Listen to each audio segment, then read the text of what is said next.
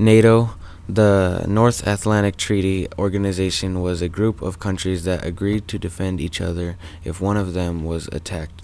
NATO included the countries of America, England, and Canada, among others, and NATO was formed because of Western fears of Stalin and his aggressive actions.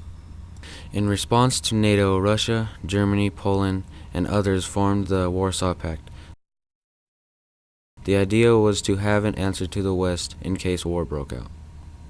The arms race changed Russia's military drastically. Russia was a military power with large numbers of soldiers, tanks, artillery, and planes.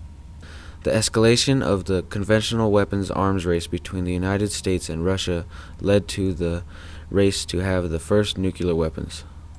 Russian satellite nations included Poland and the Ukraine, which served as buffers for Russia to the south and west in the event of a German invasion. One of the earliest conflicts of the Cold War was the Berlin blockade. Russia blocked off West Berlin from East Berlin, in part to keep East Berliners from defecting to the West. As a result of the blockade, the United States and England flew flights to drop off food, fuel, and other supplies to West Berlin. The blockade ended after 11 months with over 200,000 flights to deliver supplies. Korea was divided into two sides, the North and the South.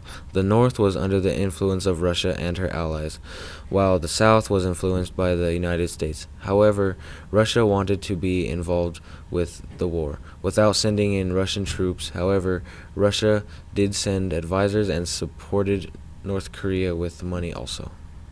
The North sent 75,000 soldiers pouring across the 38th parallel, which is the border between North and South Korea.